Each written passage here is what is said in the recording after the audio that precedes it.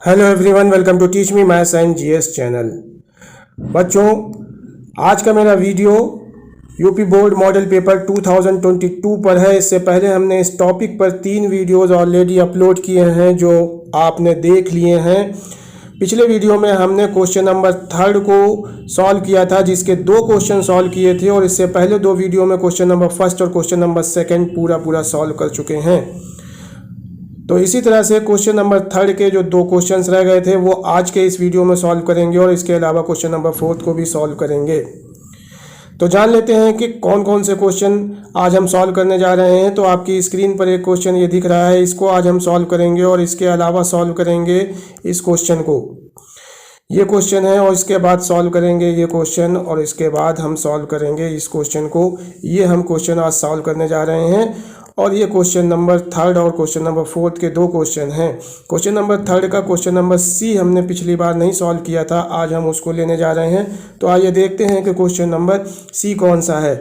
लेकिन वीडियो को शुरू करने से पहले आपसे एक रिक्वेस्ट है कि अगर आपने मेरे चैनल को अभी तक सब्सक्राइब नहीं किया है तो प्लीज़ सब्सक्राइब करके बेल आइकन प्रेस करें, जिससे मेरे हर वीडियो का नोटिफिकेशन आप तक पहुँच सके सबसे पहले। क्वेश्चन पढ़ लेते हैं। क्वेश्चन है कि if the angle of depression of boat from of 12 metre high bridge, 12 metre ऊंचे ब्रिज से एक एंगल ऑफ डिप्रेशन दिया गया है जो 60 डिग्री है। 12 मीटर हाई या ऊंचे,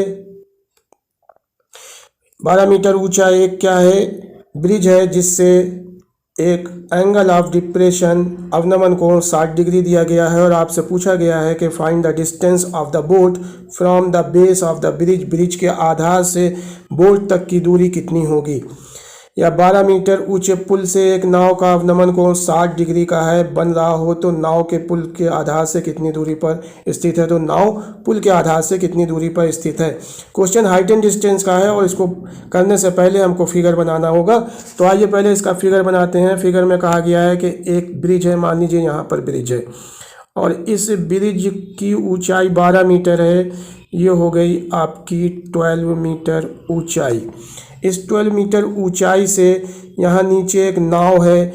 इस नाव से ब्रिज और इस नाव को जब देखा जाता है तो ये angle of depression, angle of depression, ये एंगल ऑफ डिप्रेशन है जो 60 डिग्री का बनता है। ओके, तो नाव से, ये नाव है, और इस नाव से क्या करना है, ये आधार हो गया यानी बेस हो गया ब्रिज का, उससे दूरी निकालना है आपको। ये निकालना है, मान लेते हैं x है, तो यहाँ पे मान लेते हैं ये a है, ये b है, और ये पॉइंट c है। अब आपको दिया गया है, और यहाँ मान लेते हैं ये पॉइंट x है। आपको ऊपर का एंगल दिया गया है अवनमन कोण 60 डिग्री, तो इसका नीचे का एंगल भी 60 डिग्री होगा, ये भी 60 डिग्री होगा। तो मीन्स आप क्या लिख सकते हैं कि angle A C X is equal to होगा बी ए सी, ये दोनों एंगल आपके बराबर होंगे, इज इक्वल टू 60 डिग्री। और आपको निकालना है ए से लेकर बी तक की दूरी। ए से बी तक की दूरी आपको फाइंड आउट करनी है, जिसको हमने x मान लिया है, ये आपको फाइंड आउट करनी है। तो आइए क्वेश्चन को करते हैं। तो क्वेश्चन में आपको दिया गया है परपेंडिकुलर और बेस को x मान लिया है, तो परपेंडिकुलर और बेस से इसको क्वेश्चन को करेंगे। और परपेंडिकुलर और बेस के लिए कौन सा फार्मूला यूज़ होता है, परपेंडिकुलर और बेस के लिए आप यूज़ कर सकते हैं tan, और एंगल है 60 डिग्री, तो tan 60 degree is equal to हो जाएगा BC अपॉन बेस है आपका AB। tan 60 की वैल्यू पुट कर देते हैं। tan 60 की वैल्यू होती है √3 इज इक्वल टू BC 12 दिया गया है, अपॉन AB को आपने x मान लिया है। 1 नीचे रखेंगे और क्रॉस मल्टीप्लाई कर देंगे। ध्यान से देखेंगे बच्चों, 1 नीचे रख के क्रॉस मल्टीप्लाई कर देंगे, तो 1 जब क्रॉस मल्टीप्लाई करेंगे तो x का √3 में अगर आप मल्टीप्लाई करोगे तो आ जाएगा x√3। तो देखिए x√3 और 12 का 1 में मल्टीप्लाई करेंगे तो आ जाएगा 12। तो हमारे पास आ जाएगा x√3 और 12। यहाँ पे हम कर दे रहे हैं, इस क्वेश्चन की जगह पर आ जाएगा हमारे पास x root 3 is equal to 12, ये हमारे पास आ गया। अब यहाँ से आपको x की वैल्यू निकालना है, तो x इज इक्वल टू हो जाएगा 12 अपॉन रूट 3। और कभी भी रूट 3 या रूट 2 या रूट 5 नीचे आ जाए तो, या हर में आ जाए, तो आप इसमें से इसको हटा के सॉल्व करते हैं। तो क्या करेंगे हम लोग, रूट 3 से ऊपर नीचे मल्टीप्लाई कर दीजिए, तो आपके पास आ जाएगा x इज इक्वल टू, ऊपर से आ जाएगा 12 रूट 3 और नीचे से रूट 3 हो जाएगा 3 से 12 कैंसिल कर दें, 3 4 जा 12, तो हमारे पास आ जाएगा x is equal to 4 root 3 metre. और यही हमको निकालना था, आधार से नाव तक की दूरी, ब्रिज के आधार से नाव तक की दूरी 4 मीटर, 4 रूट 3 मीटर हो गई। ये इसका आंसर हो गया। अब देखिए क्वेश्चन नंबर 3 का डी। क्वेश्चन नंबर 3 का डी जो आपको दिख रहा है, ये देखिए, ये एक रचना का क्वेश्चन है, कंस्ट्रक्शन का क्वेश्चन है, जिसको आप अपने आप करेंगे। और अगर किसी तरह की कोई प्रॉब्लम आए तो हमें कमेंट बॉक्स में बता दें। हम रचना के जितने भी क्वेश्चन मॉडल पेपर में होंगे, इस मॉडल पेपर में सबको एक वीडियो में सॉल्व कर देंगे, सबके लिए एक वीडियो बना देंगे, जिससे कि आप सारे क्वेश्चंस सॉल्व कर सकें, क्योंकि इसके लिए लाइव वीडियो बनाना ज़रूरी है। तो आइए अब देख लेते हैं क्वेश्चन नंबर 4। क्वेश्चन नंबर 4 जो 2 नंबर का ही आता है, जिसमें 4 प्रश्न होते हैं और चारों प्रश्नों को करना होता है। क्वेश्चन नंबर 4 का ए क्वेश्चन देखते हैं या क्वेश्चन नंबर का देखते हैं। तो क्वेश्चन नंबर 4 है, सभी खंड कीजिए। और पहला क्वेश्चन इसका है, दिए चित्र में त्रिभुज, इसका चित्र दिया गया है, अभी हम बनाए दे रहे हैं। दिए चित्र में एक त्रिभुज ABC के आधार BC समांतर रेखाखंड PQ खींचा गया है। यदि PQ is ratio BC is equal to 1:3, तो हमसे कहा गया है कि AP और PB का अनुपात बताइए।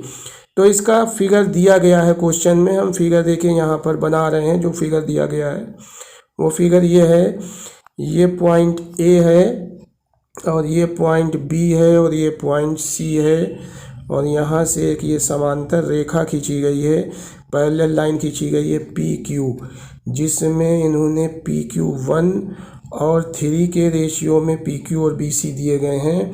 और आपसे कहा गया है कि AP रेशियो PB, इनके रेशियो पूछे गए हैं।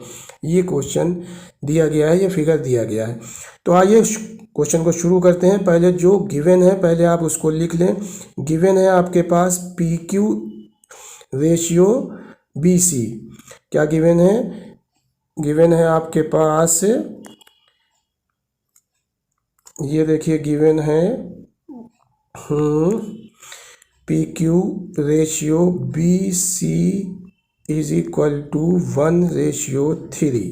ओके, अब अगर आप इन दोनों पूरे क्वेश्चन को या 2 फिगर को देखें, तो यहाँ पर देखिए 2 फिगर बन रहे हैं। एक ये ऊपर फिगर बन रहा है, ये रहा, और एक फिगर, ये टोटल फिगर है। देखिए टोटल एक फिगर, एक त्रिभुज बन रहा है APQ। ध्यान से देखें, एक ये त्रिभुज बन रहा है APQ और एक दूसरा त्रिभुज बन रहा है जो पूरा है, वो है ABC। और ये दोनों के दोनों त्रिभुज समरूप हैं, समरूप हैं। कौन से त्रिभुज हैं? समरूप हैं। तो अगर ये समरूप त्रिभुज हैं, तो समरूप त्रिभुज के लिए एक कंडीशन होती है, उस कंडीशन से, उस प्रमेय के अनुसार इस क्वेश्चन को लगाएंगे। यानी एक त्रिभुज का, या छोटे त्रिभुज और बड़ा त्रिभुज 2 बन गए हैं, तो छोटे त्रिभुज का अगर आप एक तरफ की साइड लेंगे, तो ये A से लेके B तक की साइड है, तो AB बटे क्या हो जाएगी, छोटे वाले की भी उसी तरफ की साइड लेना होगी, और उसका नाम हो जाएगा AP। AB अपॉन AP, ये इज इक्वल टू हो जाएगा। अब दूसरे वाले का अगर आधार लोगे, बड़े वाले का BC, तो BC बटे आप छोटे वाले का भी आधार लेना पड़ेगा, और वो है PQ। ये एक प्रमेय होती है कि इनकी भुजाओं के अनुपात आपस में बराबर होते हैं। ये हमने ले लिया। अब आप देखिए कि AB कहाँ से कहाँ तक है, ए बी है आपका, देखें ध्यान से, ए बी है आपका यहाँ से लेकर यहाँ तक, और ये किससे मिलकर बना है? ये मिलकर बना है ए से पी तक और पी से बी तक, ये दोनों से मिलकर बना है।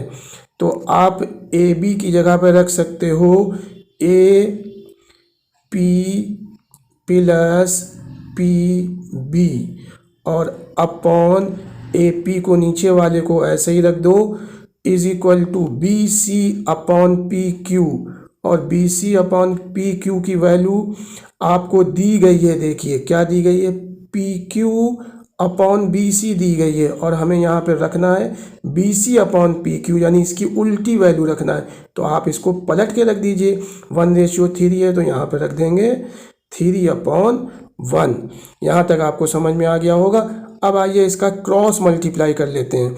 तो अगर आप इसका क्रॉस मल्टीप्लाई करेंगे तो आपके पास क्या आ जाएगा, देखिए, तो आपके पास आ जाएगा कि A P is equal to A P plus P B का 1 में मल्टीप्लाई करोगे तो आ जाएगा आपके पास A P plus P B, और ए पी को आप दूसरी वाली साइड में शिफ्ट कर दीजिए तो 3AP अपनी जगह पे रहा, और ए पी दूसरी तरफ शिफ्ट किया तो -AP हो गया, is equal to P B अपनी जगह पे ऐसे ही रखा। 3AP में से 1AP माइनस करेंगे तो आपके पास आ जाएगा 2AP is equal to P B. यहाँ तक आपको समझ में आ गया। अब आपको चाहिए AP अपॉन पी बी, तो AP अपनी जगह पे देखिए ऐसे ही रखा, और इस पी बी को यहाँ AP के नीचे ले आए तो अपॉन हो जाएगा पी बी, और इसी तरह से अब यहाँ पी बी तो AP के नीचे आ गया, तो यहाँ पर क्या बचा, यहाँ पर 1 बचा है, तो यहाँ पे 1 ऐसे ही रहा, और इस 2 को 1 के नीचे ले आए तो अपॉन 2 हो गया। तो आपके पास आ जाएगा AP ratio P B is equal to 1:2, और इन दोनों के बीच का रेशियो, यानी जो दो भुजाओं का रेशियो पूछा था वो 1:2 हो जाएगा। ये क्वेश्चन आपको भी समझ में आ गया होगा। अब आइए क्वेश्चन नंबर 4 का खा देख लेते हैं। क्वेश्चन नंबर 4 का खा देखिए, ये है कि के किस मान के लिए, या के मान के लिए दो समीकरण दी गई हैं, के X plus 2y is equal to 5, और दूसरी दी गई है 3x plus Y is equal to 1, और दो कंडीशन में आपको के की वैल्यू पूछी है। कंडीशन नंबर 1 में पूछी है कि इसके मान अद्वितीय हों, इस समीकरण के मान अद्वितीय हों तो के का मान बताइए, और दूसरा कहा गया है कि अगर ये दोनों समीकरण या दोनों इक्वेशन के मान कोई हल ना हो, नो सॉल्यूशन हो, तो भी के का मान बताइए। तो इसके लिए दो कंडीशन होती हैं दोनों की, उन दोनों कंडीशंस को यूज़ करके हम लोग के का मान निकालेंगे। तो सबसे पहले आप क्या करेंगे, सबसे पहले जो आपके पास इक्वेशन है उस इक्वेशन को हमें इक्वेशन के स्टैंडर्ड फॉर्म में लिखना है, मीन्स इज इक्वल टू 0 बना के लिखना है। तो आप देखिए यहाँ पर इज इक्वल टू क्या दिया गया है, 5 दिया गया है, आपको इसे क्या करना है, 0 करना है। तो 5 को आप दूसरी तरफ शिफ्ट कर दीजिए तो आपके पास आ जाएगा 2y minus 5 is equal to 0, ये 0 हो गया। इसी तरह से दूसरी वाली इक्वेशन को भी 0 के फॉर्म में लाना है, तो ये इक्वेशन हो जाएगी 3x plus Y is equal to 4 है, तो 3x plus Y minus 1 is equal to 0, ये आपका स्टैंडर्ड फॉर्म हो गया। अब इक्वेशन का स्टैंडर्ड फॉर्म बन गया, ये इक्वेशन नंबर 1 हो गई, और दूसरी वाली ये इक्वेशन नंबर 2 हो गई। अब इसमें क्या होता है कि स्टैंडर्ड फॉर्म हम लोग लिखते हैं, अब आपको देखिए लिख के दिखाते हैं, a1x plus b1y minus C1 is equal plus C1 is equal to 0, ये स्टैंडर्ड फॉर्म है इक्वेशन का।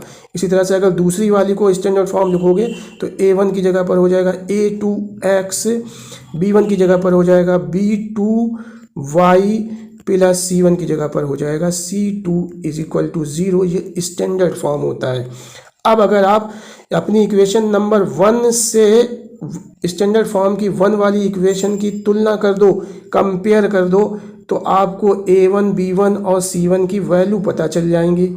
तो अब देखिए अगर आप तुलना करोगे तो A1 की जगह पर क्या लिखा गया है, x लिखा गया है। ये देखिए ध्यान से देखिए, ये देखिए लिखा गया है। B1 की जगह पर देखिए फर्स्ट इक्वेशन में क्या लिखा गया है, 2 लिखा गया है। तो आपका B1 हो जाएगा 2, B1 इज इक्वल टू 2। इसी तरह से अगर आप C1 को देखो तो C1 की जगह पर -5 लिखा गया है, तो C1 इज इक्वल टू हो जाएगा -5। इसी प्रकार आप दूसरी वाली इक्वेशन की भी तुलना स्टैंडर्ड फॉर्म वाली इक्वेशन से करिए, तो आप देखिए आसानी से आपको समझ में आने वाला है कि A2 इज इक्वल टू हो जाएगा, दूसरी वाली इक्वेशन में 3 है, दिख रहा होगा आपको, ध्यान से देखिएगा, ये देखिए 3 है A2। और B2 कितना है, B2 यहाँ पर देखिए 1 हो जाएगा। तो B2 इज इक्वल टू हो जाएगा आपका, B2 इज इक्वल टू 1। और देखिए C2 कितना हो जाएगा, C2 आपका देखिए ये C2 है, और C2 कितना हो जाएगा -1, यहाँ लिखे दे रहे हैं हम, C2 इज इक्वल टू हो जाएगा -1। ये आपके A1, B1, C1 और A2, B2, C2 आ गए हैं। अब क्वेश्चन में कहा जा रहा है कि अद्वितीय हल है, तो अद्वितीय हल के लिए क्या कंडीशन होती है वो लिख के सॉल्व करेंगे, और कोई हल नहीं है उसकी क्या कंडीशन होती है वो लिख के सॉल्व कर देंगे। तो आइए बता देते हैं कि आपको जब अद्वितीय हल होता है किसी भी इक्वेशन का तो कंडीशन क्या होती है। तो अद्वितीय हल होने के लिए कंडीशन होती है A1/A2।